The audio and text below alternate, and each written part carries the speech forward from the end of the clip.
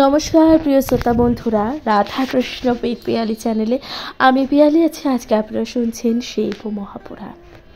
প্রিয় শ্রোতা বন্ধুরা, শিব মহাপুরাণ যেখানে মহাদেবের অলৌকিক লীলা তথা মহাদেবের অলৌকিক লীলা তথা পুজো করার সম্পূর্ণ বিধিবদ্ধ বিধান যা সুন্দরভাবে বর্ণনা করা আছে। প্রিয় শ্রোতা বন্ধুরা, আজকের আলোচ্য বিষয়বস্তু পঞ্চম সংহিতা।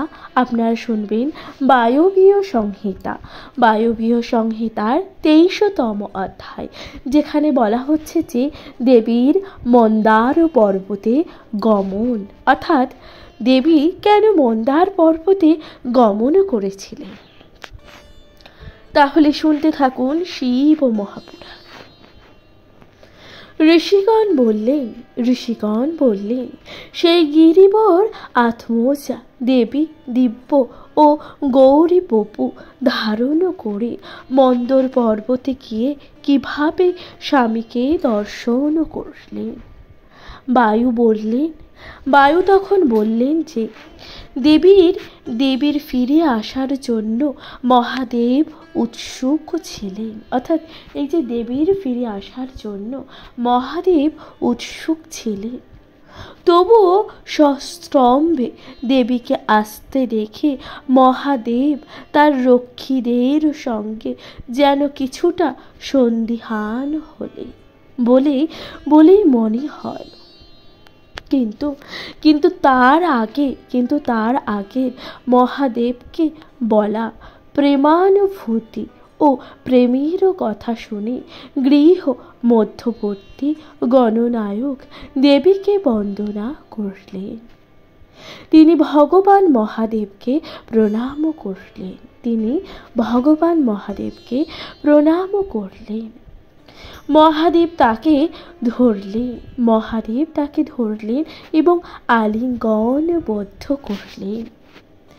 মহাদেব নিজের কোলের ওপর দেবীকে বসাতে চাইলেন, অর্থাৎ মহাদেব দেবীকে নিজের কোলের ওপর বসাতে চাইলেন, কিন্তু দেবী বেদির ওপরেই বসলেন।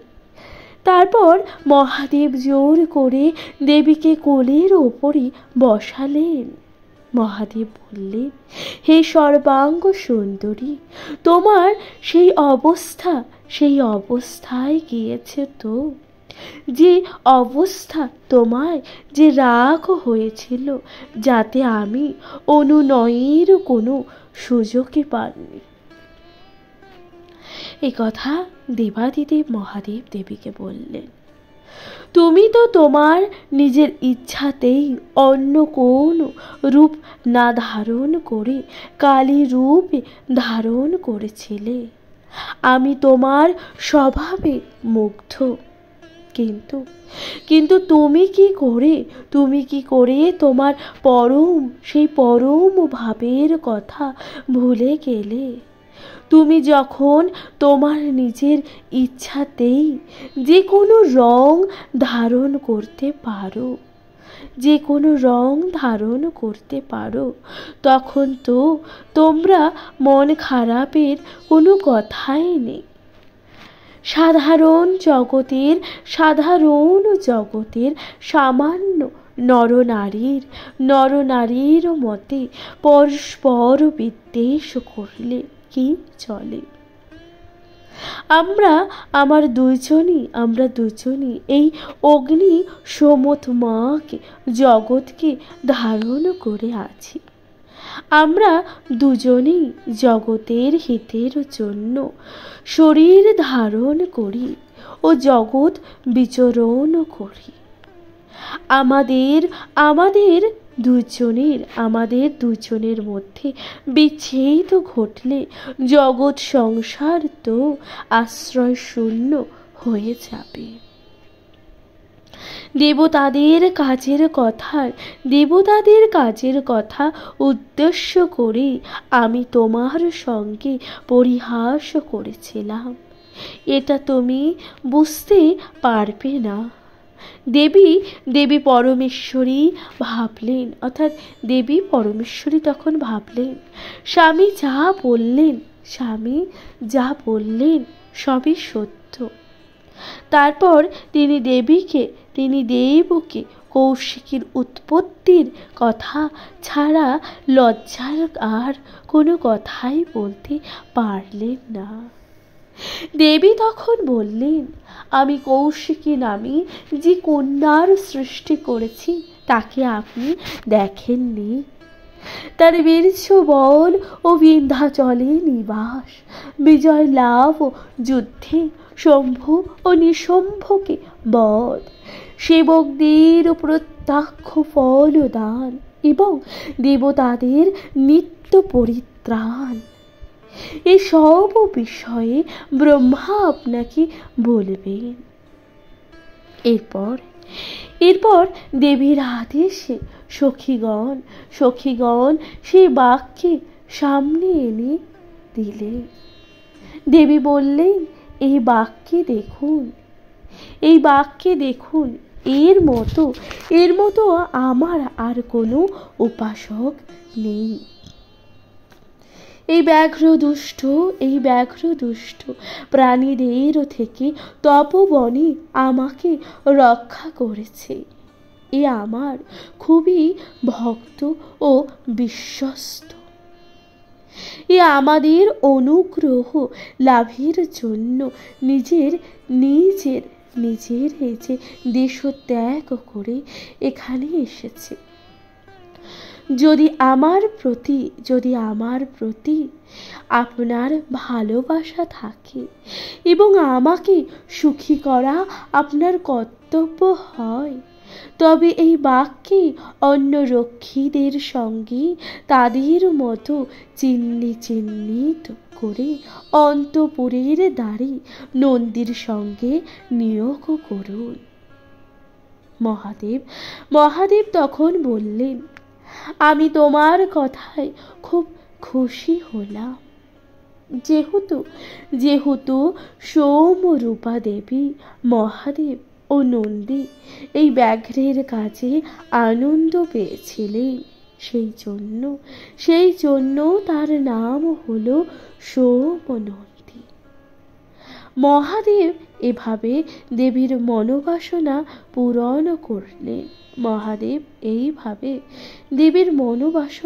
পূরণ করলেন। তারপর তিনি দেবীকে দিব্য অলঙ্কারে ভূষিত করলেন।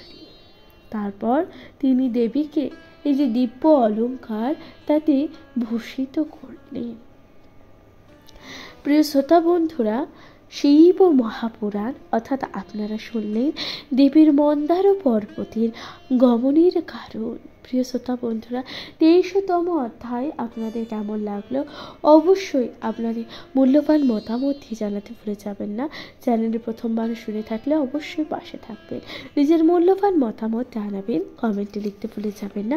হর হর মহাদেব। এর পরবর্তী অধ্যায় আপনারা শুনবেন 24তম অধ্যায়, যেখানে বলা হচ্ছে অগ্নিশোম বিবরণ। শুনতে থাকুন শিব মহাপুরাণ।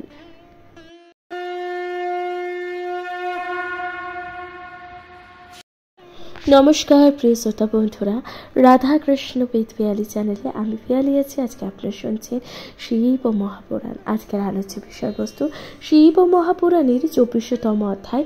আপনারা শুনছেন অগ্নিশোম বিবরণ। ঋষিগণ বললেন, দেবীকে সান্ত্বনা দেবার সময় মহাদেব যে বিশ্বকে অগ্নিশোমাত্মক বলে নির্দেশ করেছেন তার তাৎপর্যই বা কি?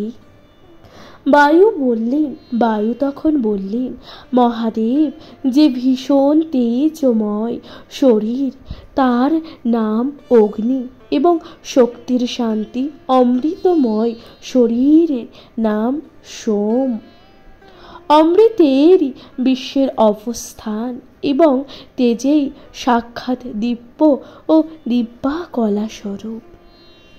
এই দুইটি নিখিল সূক্ষ্মভূতে অর্থাৎ পৃথিবী আদিতে পরমাণু সমূহে রস ও তেজ স্বরূপে অবস্থিত।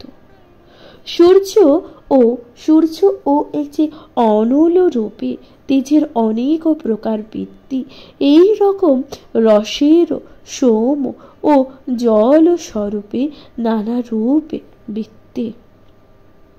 তেজের ভেদ ও বৈদ্যুতিক ও বিদ্যুৎ ইত্যাদি এবং রসের ভেদ ও মুখরাদি। এই তেজ ও রসের নানা রকম ভেদ এক হয়ে চরাচর বিশ্বকে ধারণ করে আছে। অগ্নি থেকে অমৃতের উৎপত্তি, ভগবান বলছেন এই যে অগ্নি থেকে অমৃতের উৎপত্তি, আবার অমৃত দ্বারাই অগ্নির বৃদ্ধি হয়।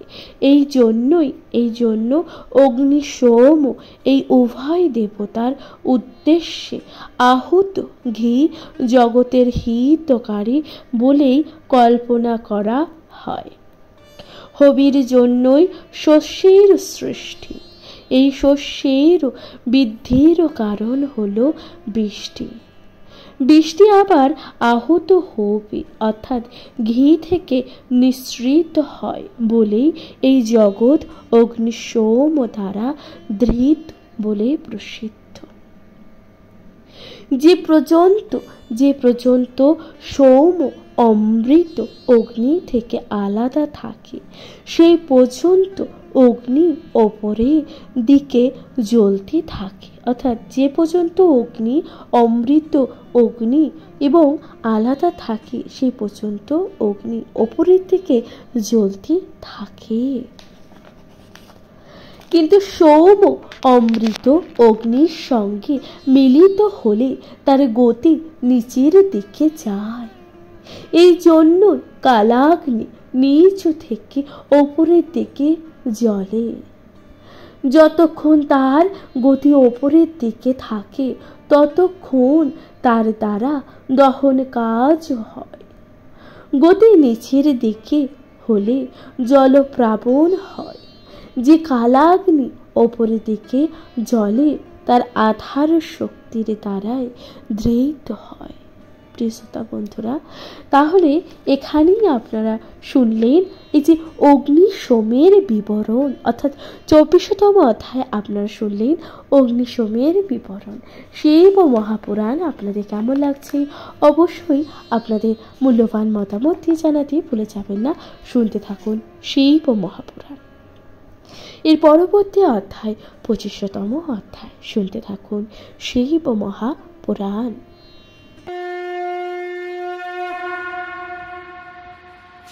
নমস্কার প্রিয় শ্রোতা বন্ধুরা, রাধাকৃষ্ণ বেদ পিয়ালি চ্যানেলে আমি পিয়ালি আছি। আজকে আপনারা শুনছেন শিব মহাপুরাণ। শিব মহাপুরাণের 25তম অধ্যায় আপনারা শুনবেন বাগার্থ বিবরণ। শুনতে থাকুন শিব মহাপুরাণ। বায়ু বললেন এই জগৎকে বাগার্থময় কেন বলা হয়? এখন সে কথা বলবো। অনেক বিস্তৃতভাবে না হলেও সংক্ষেপে তা বলবো। এই জগতে এমন কোনো একটি অর্থ নেই যার বাচক শক্তি নেই, কিংবা একথা বলা যায় যে এমন কোনো শব্দ নেই যার দ্বারা কোনো না কোনো প্রকার অর্থের বোধ হয় না। শব্দ ও অর্থ দুই প্রকারের প্রকৃতি পরিমাণে নির্গত হয়েছে। সেই প্রকৃতিকে পরমাত্মা শিব ও শিবার বিভূতি বলে মনে করে থাকেন অনেকে। শব্দ স্বরূপা বিভূতিকে পণ্ডিতগণ 3 প্রকার বলে থাকেন, যেমন স্থূলা, সূক্ষ্মা এবং পরা ও তন্ভিগ্না। এইগুলির মধ্যে যার কানে শোনা যায় তা হলো স্থূলা। চিন্তাময় শব্দ যা হলো সূক্ষ্মা।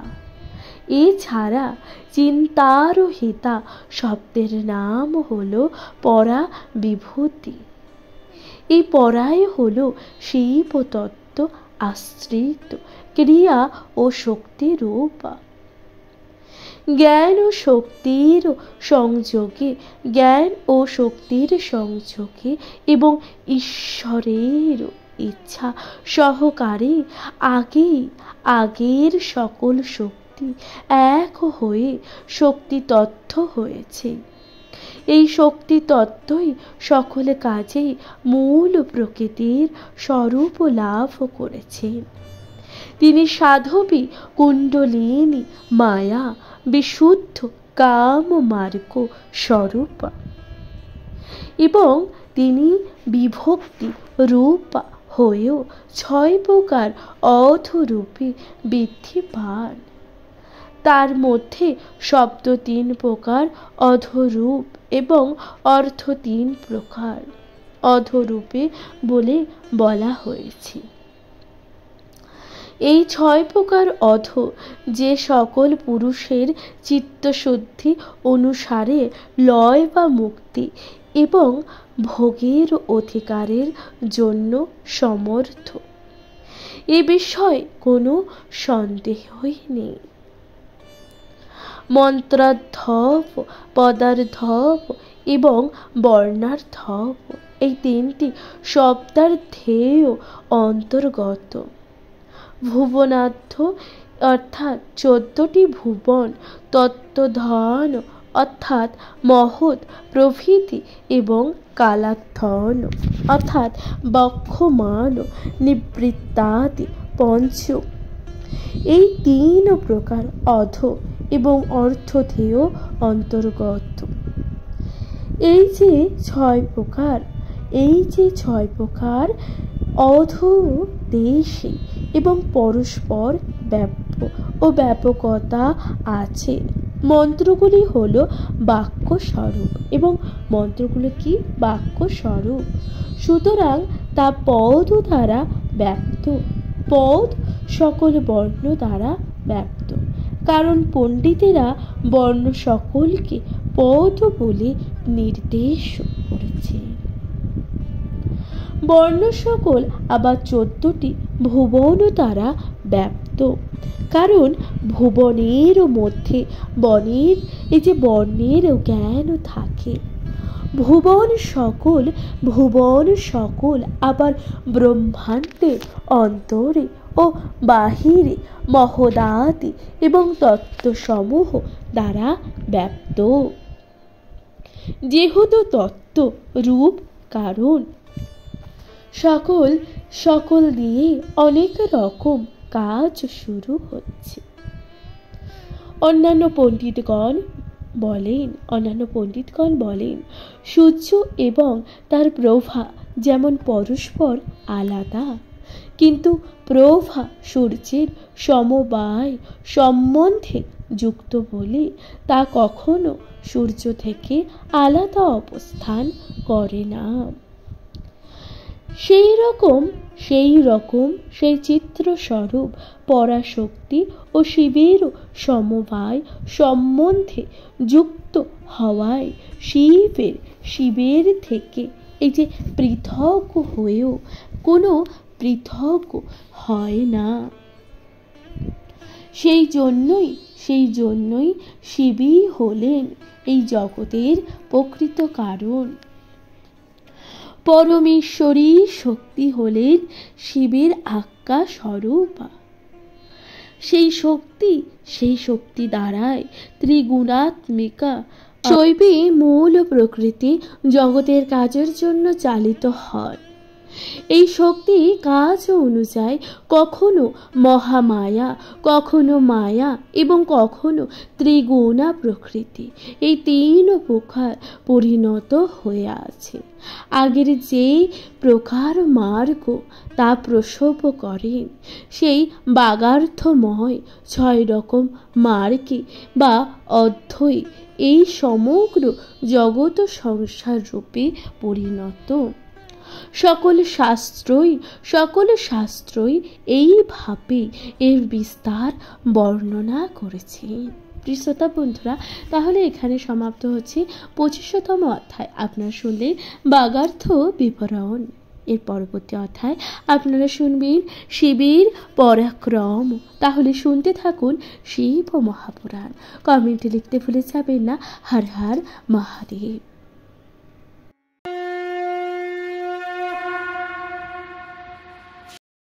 নমস্কার প্রিয় শ্রোতা বন্ধুরা, রাধাকৃষ্ণ বেদ পিয়ালি চ্যানেলে আমি পিয়ালি আছি। আজকে আপনারা শুনছেন শিব মহাপুরাণ। শিব মহাপুরাণের 26তম অধ্যায় আপনারা শুনছেন শিবের পরাক্রম।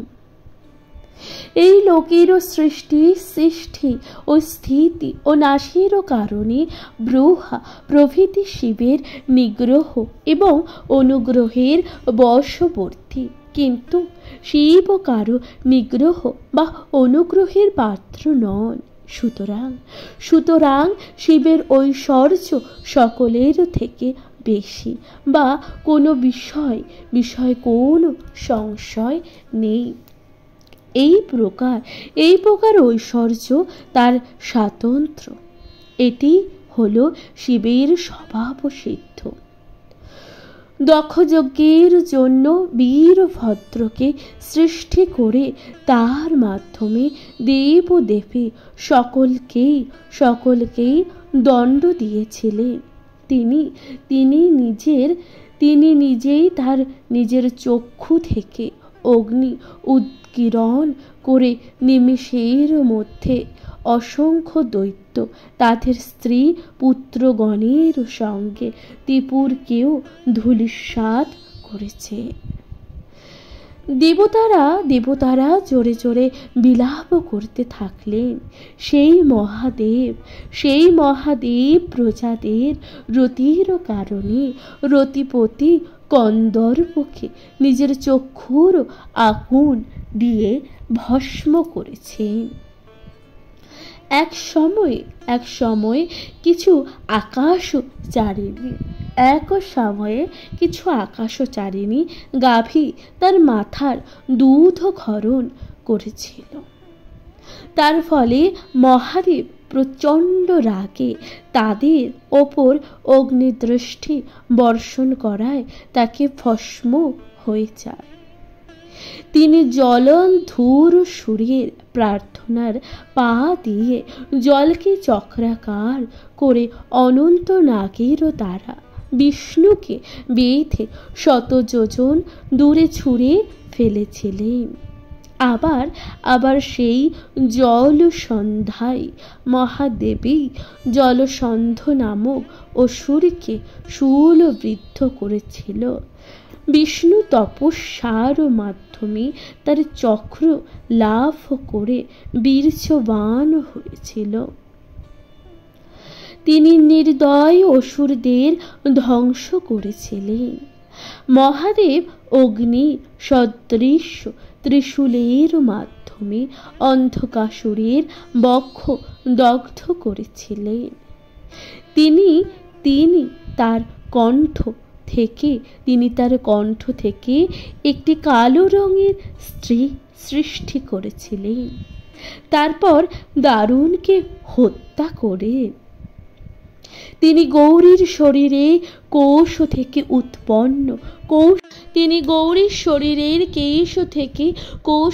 উৎপন্ন কৌশিকীকে দিয়ে শুম্ভ ও নিশুম্ভকে মৃত্যুর দ্বারে পাঠিয়েছিলেন।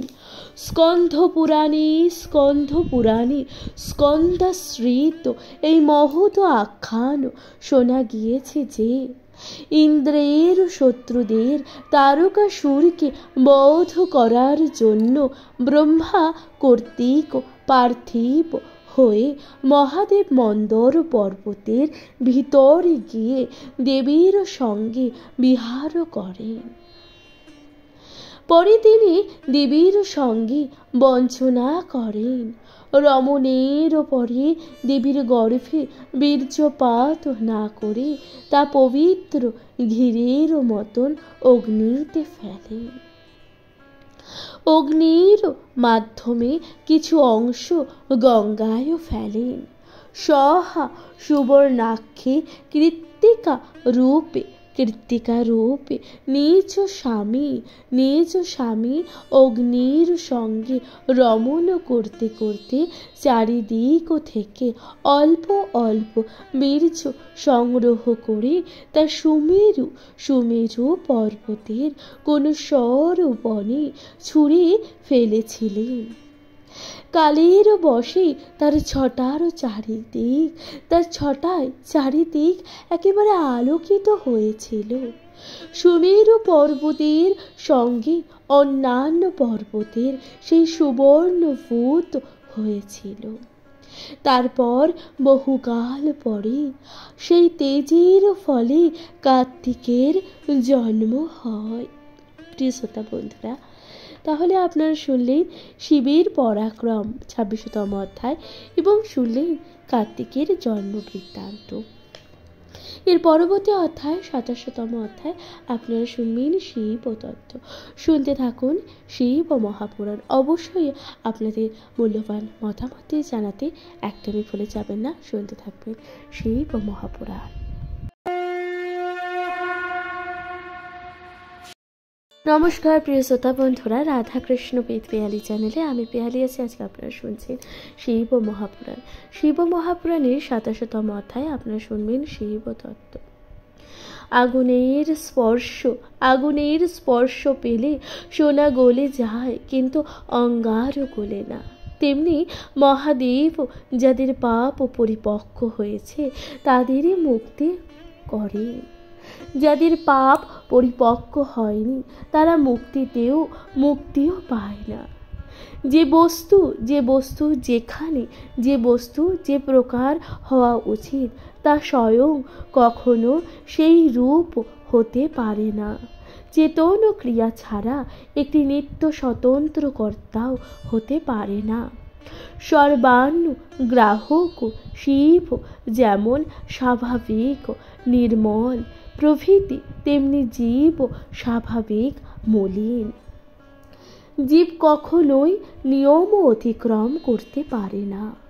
জীব কখনো শিব হতে পারে না। তাই জীব কর্ম ও মায়ার বন্ধনে পণ্ডিতগণ সংসার বলেছে। সেই কারণে কর্ম ও মায়ারূপ বন্ধন জীবেরই হয়ে থাকে, শিবের নয়। সেই বন্ধন রূপী মলে জীবের স্বাভাবিক কারণ কোন রকম ঔপাধিক কারণ নয়। সকল জীবের আত্মার সমতা সচেষ্ট, কেউ বদ্ধ কেউ বা মুক্ত।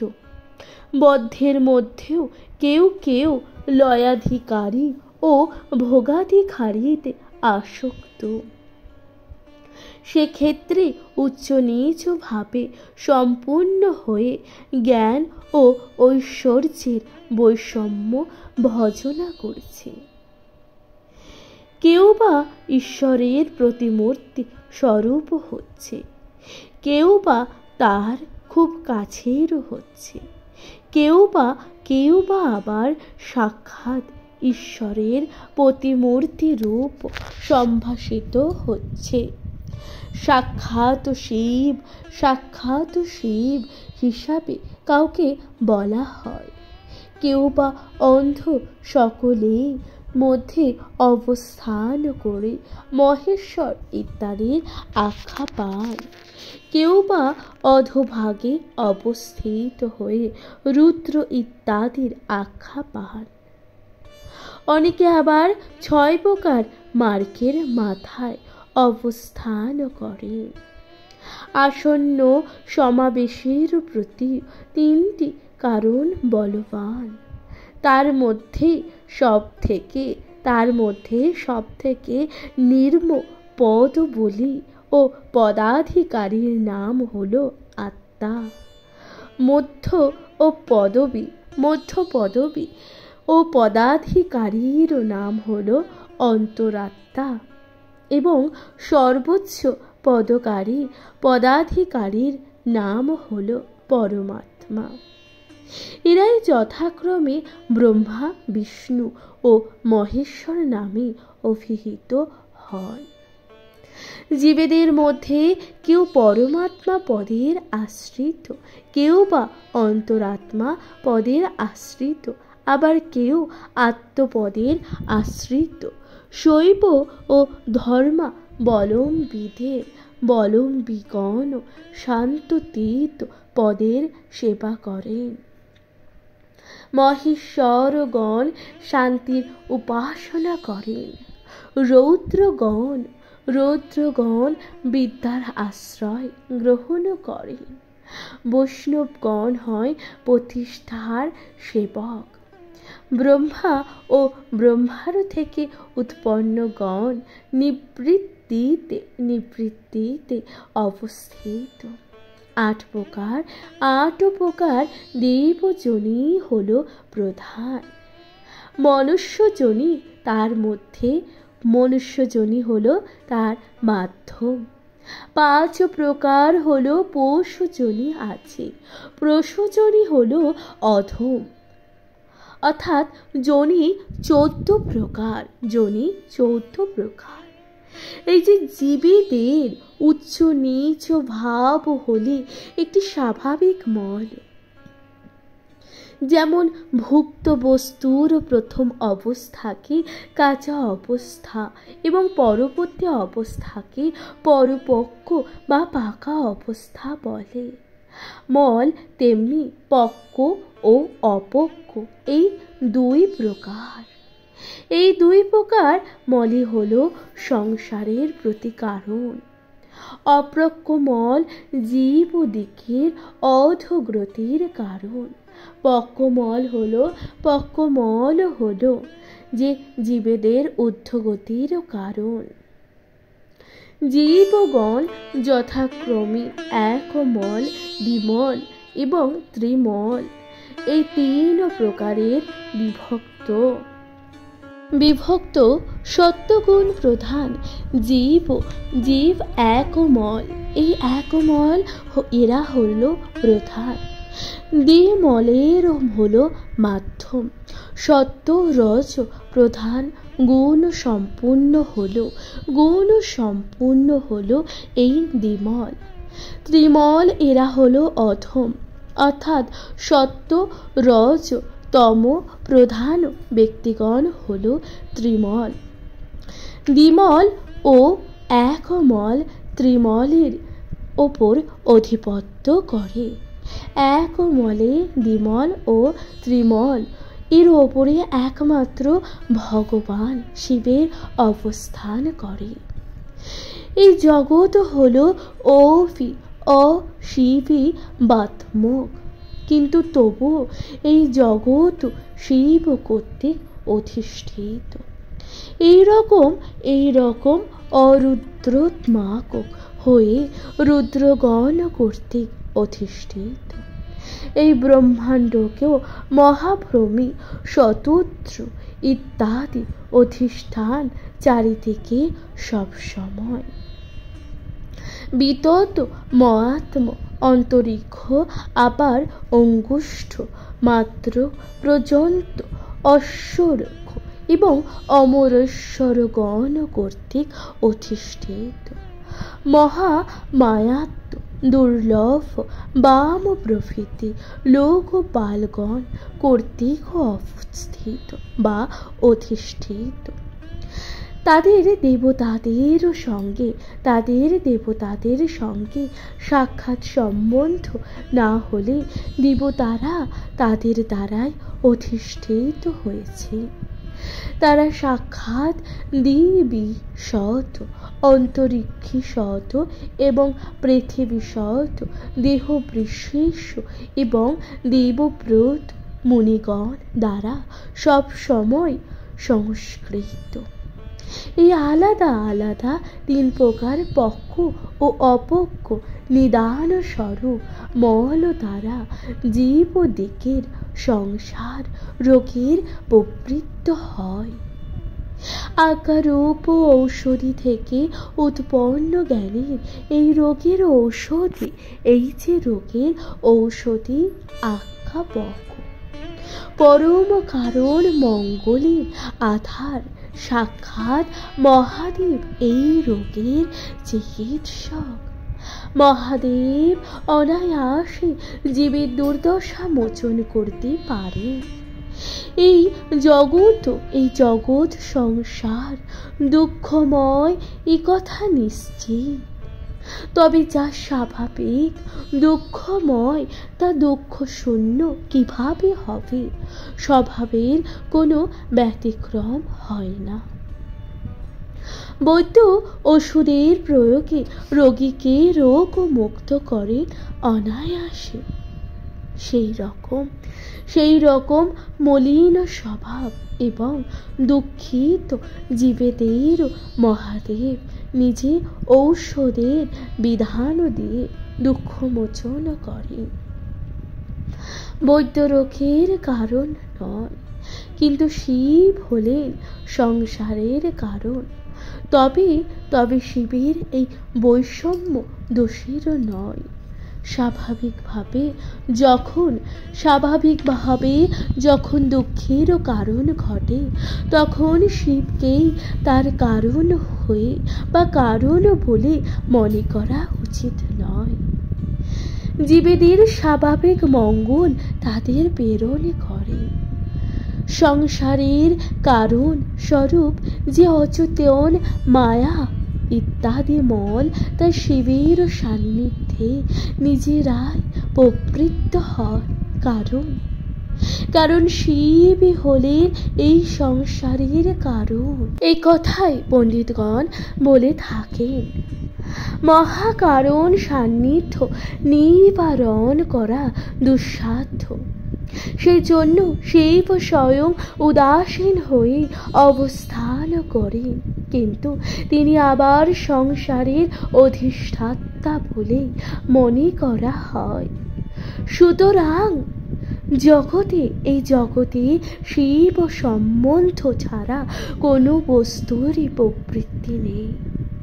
এই সকল জগতে শিবের প্রেরিত, কিন্তু তা হলে শিব কখনো দূষণীয় নয়।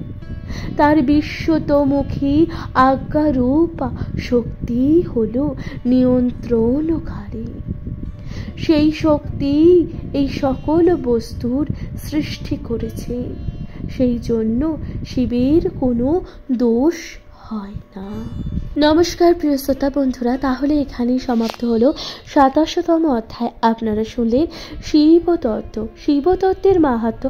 আপনাদের কেমন লাগলে অবশ্যই আপনাদের গুরুত্বপূর্ণ মতামত জানাতে ভুলে যাবেন না। চ্যানেলে প্রথমবার শুনে থাকলে অবশ্যই পাশে থাকবে। নিজের কাছের মানুষ, প্রিয়জন সকলের সাথে ভাগ করে নিতে ভুলে যাবেন না। শিব মহাপুরাণ যা সকলের শোনা বা জানা পড়া উচিত। আজকের মতো জানাচ্ছি এখানে বিদায়। ভালো থাকবেন, সুস্থ থাকবেন তথা শুনতে থাকবেন শিব মহাপুরাণ। নমস্কার।